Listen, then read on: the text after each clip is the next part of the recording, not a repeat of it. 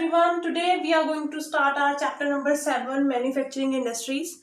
In this chapter we will discuss about the industrial system and the various type of industries and process of the industries कि कैसे industry एक setup होती है, क्या क्या चीज़ें उसके लिए रिक्वायर्ड होती हैं. ठीक है. First of all we will discuss what is an industry. Industry क्या है?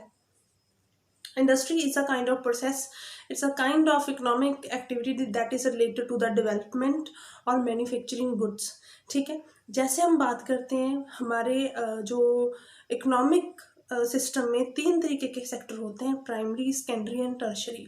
प्राइमरी सेक्टर में होता है हमारा एग्रीकल्चर सिस्टम. सेकेंडरी सेक्टर में जब हम उस एग्रीकल्चर के रॉ मटेरियल को यूज़ करके कुछ चीज़ों को मैन्युफैक्चर करते हैं तो वो सेकेंडरी सेक्टर में आता है. तो मैन्युफैक्चर यूनिट जो क्या है, सेकेंडरी सेक्टर का हिस्सा है. थर्ड हमारा होता है टर्शरी सेक्टर, जिसमें हमारा जो प्रोड्यूस्ड गुड हैं, जो फिनिश्ड गुड हैं, इनको एक जगह से दूसरी जगह तक लेके जाना. ठीक है. ट्रैवल सिस्टम हो गया, कम्युनिकेशन सिस्टम हो गया, बैंकिंग सिस्टम हो गया, वो किस में आता है? हमारा टर्शरी में. जैसे हमने बात की थी तो मोस्ट ऑफ जो हमारे लोग हैं इंडिया के, that is engaged in the primary sector. But हम इसमें सेकेंडरी सेक्टर की बात करेंगे, इंडस्ट्री की बात करेंगे, क्योंकि जो रॉ मटेरियल प्राइमरी सेक्टर में होता है अगर हम उसको यूज़ करके कोई चीज़ बनाते हैं तो वो सेकेंडरी सेक्टर में आती है, मैन्युफैक्चरिंग यूनिट में आती है. So industry is a process और a kind of economic activity that is related to the development और प्रोडक्शन ऑफ गुड्स. अगर हम क्लासिफिकेशन करें, इसको क्लासीफाई करेंगे इंडस्ट्री को, तो साइज के अकॉर्डिंग भी डिफरेंट तरीके की इंडस्ट्री होती है, रॉ मटेरियल के अकॉर्डिंग भी डिफरेंट तरीके की इंडस्ट्री होती है, ओनरशिप कि उसका ओनर कौन है इंडस्ट्री का, ठीक है, वो भी वेरी करता है, और एंड प्रोडक्ट्स. अब पहले हम इसकी क्लासिफिकेशन करेंगे on the basis of raw material.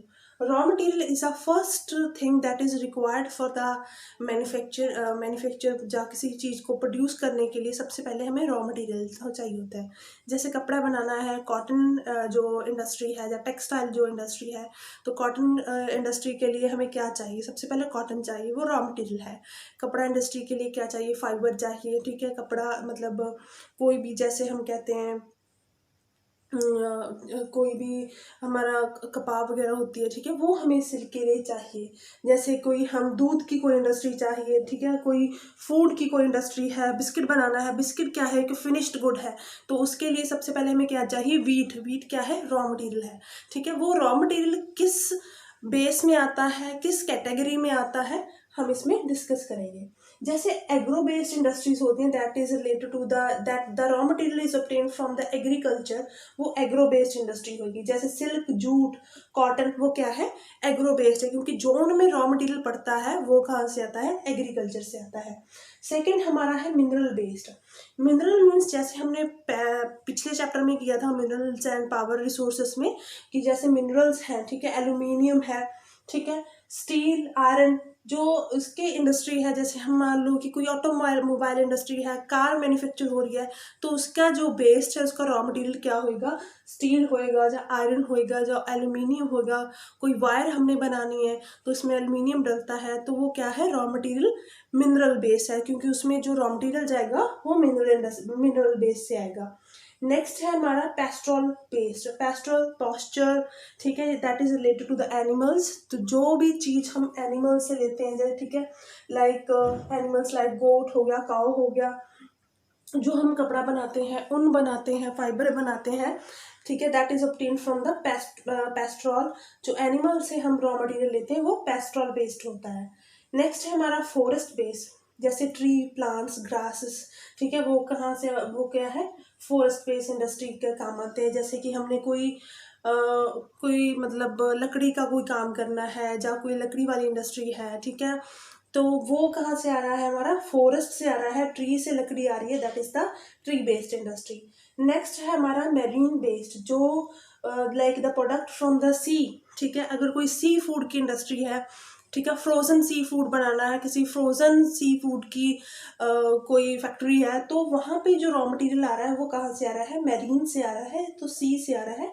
So that is called the marine based industry. So on the basis of raw material, जो फर्स्ट रिक्वायर्ड थिंग है किसी भी इंडस्ट्री की, रॉ मटेरियल है, वो कौन कौन सी लाइक वेरी करता है। अगर वो सिल्क इंडस्ट्री है तो वो एग्रो बेस्ड है, अगर एल्यूमिनियम है तो वहाँ पे जो रॉ मटेरियल है वो मिनरल से है, तो that is the mineral based. अगर कोई लाइक कोई फाइबर बन रहा है या कोई ऊन बन रही है, that is the pastoral basis, ठीक है। अगर कोई लकड़ी का काम हो रहा है, वुडन का काम हो रहा है, that is the forest based, ठीक है। अगर कोई सी फूड की industry, that is the marine based.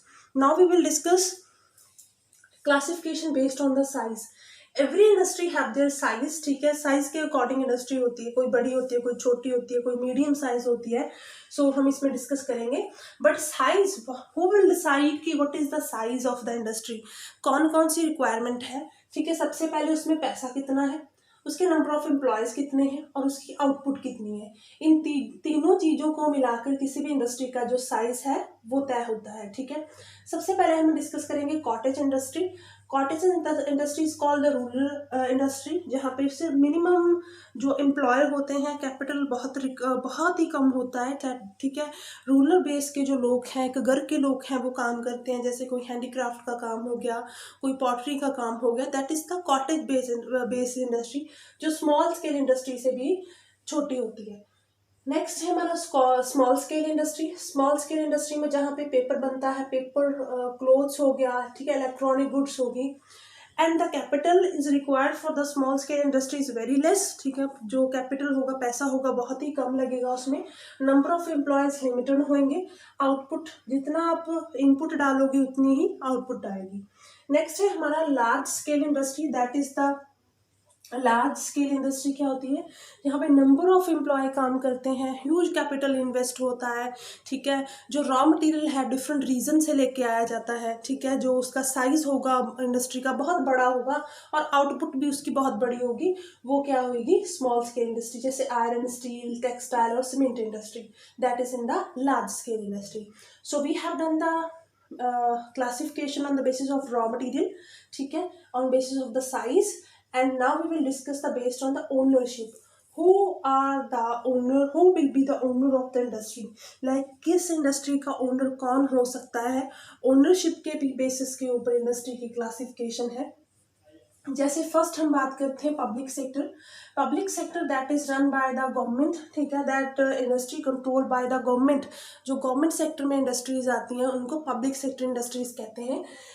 Public sector industry जैसे कि बात बेल हो गया, सेल हो गया, स्टील होगी, जिसपे सबसे ज़्यादा आउटपुट आता है, जो सबसे ज़्यादा मेन इंडस्ट्रीज होती हैं वो गवर्नमेंट के कंट्रोल के अंडर होती हैं, तो उनको पब्लिक सेक्टर इंडस्ट्री बोला जाता है। नेक्स्ट है हमारा private sector. Private sector that is owned by the 1 or 2 person और अ ग्रुप ऑफ पीपल, ठीक है। जिनके ओनर एक या दो लोग हैं या एक ग्रुप ऑफ पीपल है, वो क्या है, प्राइवेट इंडस्ट्री है, ठीक है। गवर्नमेंट का उसके ऊपर कोई कंट्रोल नहीं होता है।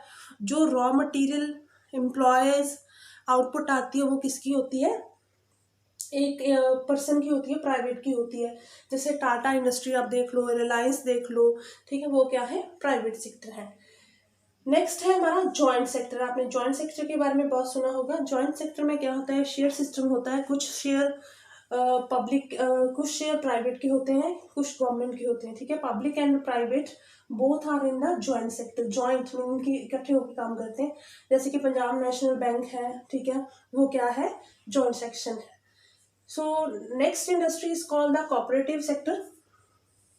Cooperative industry where the producer of raw material is the owner, ठीक है। द इन्वेस्टमेंट जो प्रोड्यूसर कर रहे हैं, जो प्रोड्यूस कर रहे हैं किसी रॉ मटेरियल को, वही ऑनर है, ठीक है। जो प्रॉफिट उनको हो रहा है वो इक्वली डिवाइड हो रहा है, that is called the cooperative. जैसे अमूल की जो डायरी है, अमूल जो डायरी सिस्टम है, नंद डायरी सिस्टम है, जो गुजरात में स्टार्ट हुआ था ड्यूरिंग द फ्लड रेवोल्यूशन और द वाइट रेवोल्यूशन, जो दूध का रेवोल्यूशन आया था, वहाँ पे कोऑपरेटिव सेक्टर का जो मतलब आप देख सकते हो स्टार्ट हुआ था, ठीक है। जहाँ पे रॉ मटेरियल के जो प्रोड्यूसर्स हैं उनको मतलब उनकी जो भागीदारी होती है, ठीक है, उनका शेयर होता है।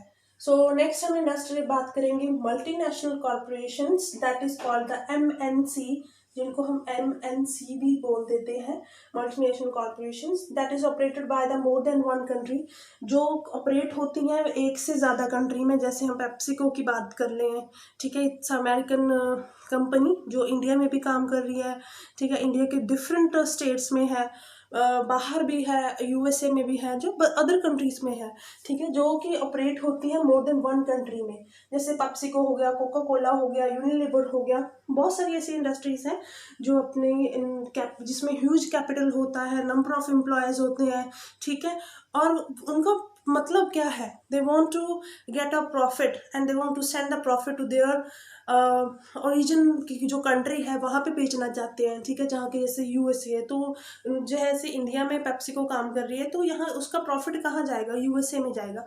सबसे बड़ा मेन काम उनका क्या होता है, प्रॉफिट को कमाना। So now we have discuss the classification of the industry on the basis of size, raw material and ownership. Now we will discuss the factor that is related to the industry.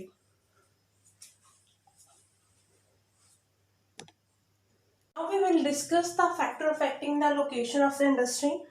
किसी भी industry को setup करने के लिए कौन कौन से जो फैक्टर हैं वो इन्फ्लुएंस करते हैं, ठीक है। मान लो आपने कोई इंडस्ट्री सेटअप करने की जगह पे, तो आप वहाँ के कौन कौन से फैक्टर देखोगे कि आपको क्या चाहिए। सबसे पहले यू विल सी कि there is easily available of raw material, कि रॉ मटेरियल आपको मिल रहा है। अगर आपकी मैरीन बेस्ड इंडस्ट्री तो आपको सी के नेड़े करनी होगी, बनानी होगी, ठीक है। अगर आप फॉरेस्ट बेस्ड इंडस्ट्री का कोई सेटअप कर रहे हो तो वो आपके नज़दीक फॉरेस्ट होने चाहिए, ठीक है। अगर एग्रीकल्चर बेस्ड इंडस्ट्री है तो आपको एग्रीकल्चर एरिया, यहाँ पे एग्रीकल्चर प्रोडक्शन जिस चीज़ की आपको चाहिए वो होनी चाहिए। सो फर्स्ट जो प्रायोरिटी है that is the raw material. Second है द एडिक्वेट पावर सप्लाई, ठीक है, पावर सप्लाई अच्छी होनी चाहिए आपको। जो पावर सप्लाई होगी तभी आप अपनी इंडस्ट्री का सेटअप अच्छे तरीके से कर सकते हो। नेक्स्ट यू विल सी कि the area is particularly linked with the market, कि जो मार्केट है जहाँ पे आप अपनी फिनिश गुड को बेचना है, कि मार्केट नज़दीक है या नहीं। अगर मार्केट नज़दीक होगी then it's very easily available, ठीक है। अगर ईजिली आपको मतलब अपने फिनिश्ड गुड को एक जगह से दूसरी जगह तक लेके जाना आसान हो जाएगा। नेक्स्ट है the policies of the government, the loan, आपको जो लोन है वो गवर्नमेंट प्रोवाइड कर रही है कि नहीं, ठीक है। गवर्नमेंट की पॉलिसीज़ कैसी हैं। अगर किसी मल्टीनेशनल कंपनी ने या किसी ने कॉपरेटिव सेक्टर में या किसी ने प्राइवेट सेक्टर में कोई भी इंडस्ट्री सेटअप करनी है देन आपको लोन की ज़रूरत होती है, और वो पॉलिसीज़ जो आपकी सरकार की पॉलिसीज़ हैं वो कैसी हैं वो आपको डिसाइड करनी होगी। नेक्स्ट है कनेक्शन ऑफ द कम्युनिकेशन, वहाँ पे रेलवेज, एयरवेज और रोडवे, ठीक है, तीनों ही चीज़ आपके क्या होनी चाहिए, नज़दीक होनी चाहिए। एक स्ट्रॉन्ग कम्युनिकेशन सिस्टम होना चाहिए, strong connection of the communication system होना चाहिए, ताकि अगर आप रेलवे से अपना माल भेजना चाहते हो, एयरवेज से भेजना चाहते हो या रोड से भेजना चाहते हो तो आपको ईजी हो सके। So these are the factor affecting the location of the industry. देखो इंडस्ट्रियल सिस्टम में होता क्या है, सबसे पहले इनपुट होती है, फिर एक प्रोसेसिंग होती है, नेक्स्ट होता है आउटपुट। इनपुट में आपका क्या जाएगा, raw material, labour, power supply, ठीक है, कैपिटल, जो आप एक इनपुट में डालोगे कि हाँ जी मैंने इंडस्ट्री का इनपुट ये है, उसमें रॉ मटेरियल है, लोग काम कर रहे हैं, पावर सप्लाई है, लैंड है, ठीक है, एम्प्लॉयज है। प्रोसेस में क्या होगा, प्रोसेस में उस रॉ मटेरियल को एक फिनिश्ड गुड में तब्दील किया जाएगा, एक फिनिश्ड गुड बना दी जाएगी, ठीक है। रॉ मटेरियल था आपका, आपकी वीट एक रॉ मटेरियल था, फिनिश्ड गुड में आपको ब्रेड आया या बिस्किट आया बन के, ठीक है।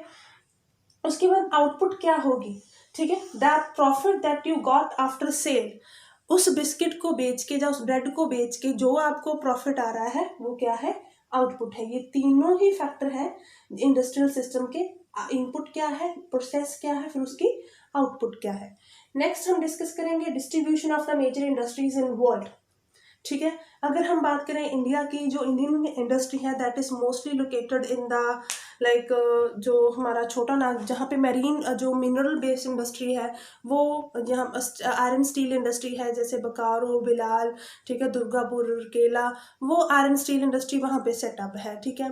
इंडस्ट्रियल सेंटर जो हैं ज़्यादातर हमें मुंबई में मिल जाएंगे, गुड़गांव में मिल जाएंगे, ठीक है, जो ज़्यादातर इंडस्ट्रियल बेस्ड सेंटर है। सबसे पहले हम बात करेंगे आयरन एंड स्टील इंडस्ट्री की, that is the backbone of every industry, क्योंकि कोई भी इंडस्ट्री का जो सेटअप है वो आयरन और स्टील से होता है। That is the heavy, bulky and the feeder industry. Feeder industry इसलिए इसको बोला जाता है क्योंकि ये सभी इंडस्ट्रीज को फीड करती है, ठीक है, सभी इंडस्ट्रीज इससे अपना रॉ मटेरियल लेते हैं। अगर हम इंडिया की बात करें, इंडिया में आयरन स्टील इंडस्ट्री, जैसे मैंने आपको पहले ही बताया, जो झारखंड का एरिया है, छत्तीसगढ़ का एरिया है, ठीक है, जो नॉर्थ ईस्टर्न के साइड का एरिया है, वहाँ को आपको आयरन और स्टील इंडस्ट्री के जो प्लांट्स हैं वो ज़्यादा हैं, क्योंकि वहाँ पे जो क्योंकि ये मिनरल बेस्ड है, यहाँ पे जो रॉ मटेरियल होता है, आयरन और हमें इसको चाहिए होती है, वो वहीं से मिलती है। नेक्स्ट है हमारा cotton textile industry, that is the oldest industry in the world. Oldest industry revolution आने के बाद, ठीक है, ब्रिटेन में, उसके बाद जो कॉटन टेक्सटाइल इंडस्ट्री है वो फेमस हो गई थी, ठीक है, जब से मशीन्स या जो स्पिनिंग वीविंग का काम जो स्टार्ट हुआ था मशीन्स के साथ, वो कॉटन इंडस्ट्री का एक तरीके का एक उसके सिनेरियो में बहुत बड़ा प्रॉफिट लोगों को हुआ था। So it's the oldest industry, चाहे आप ब्रिटिश पीरियड के टाइम पे चाहो, ठीक है। पंजाब में जैसे लुधियाना हो गया, अहमदाबाद हो गया, इंडिया में मुंबई हो गया, that is the main centre of the cotton textile industry. Ahmedabad is also called the leading state, ठीक है, in the it's called the Manchester of India. Manchester is a city in Britain that is a famous for the clothes, ठीक है, जो clothes के लिए famous है। But India में Manchester कौन है? अहमदाबाद है। मुंबई को कॉटन पॉलिस बोला जाता है of India. So these are the famous, both the cities are the famous for the cotton textile, क्योंकि यहाँ पे जो मटेरियल है कॉटन के लिए, कॉटन टेक्सटाइल के लिए जो मटेरियल होता है वो यहाँ से ईजिली अवेलेबल हो जाता है, ठीक है। उसके बाद हम डिस्कस करेंगे कि कैसे जो इंडस्ट्रीज़ की लोकेशन है वो चेंज होती जा रही है। देखो, लोकेशन हमेशा चेंज होती है क्योंकि हर एक इंडस्ट्री का जो ओनर है वो देखता है कि वहाँ पे उसको रॉ मटेरियल अच्छा, किसी और जगह पे रॉ मटेरियल अच्छा मिल रहा है, ईजिली कैपिटल अवेलेबल है, जो लेस वेजेस वाले जो उसको वर्कर मिल रहे हैं, पावर सप्लाई कैसी है, उस स्टेट की गवर्नमेंट की पॉलिसीज़ कैसी हैं, ठीक है। तो आजकल जिस इंडस्ट्री ने अपना सामान यहाँ से बाहर भेजना है तो वो सी पोर्ट के नेड़े ज़्यादातर अपनी जो इंडस्ट्री है उसको सेटअप करेंगे। नेक्स्ट हम बात करेंगे आईटी इंडस्ट्री की, that is called information industry. It's deals with the processing, protecting, storing and securing and receiving information, ठीक है।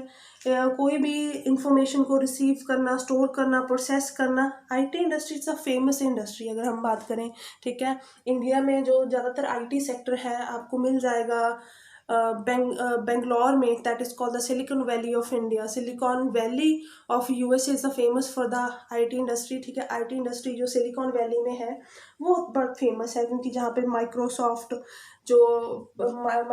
का जो मतलब इस्टेब्लिशमेंट एक तरीके से हुई थी, ठीक है। सो आईटी इंडस्ट्री आज के युग में बहुत ज़्यादा फेमस है। नेक्स्ट हम बात करेंगे रिस्क रिडक्शन मेजर्स।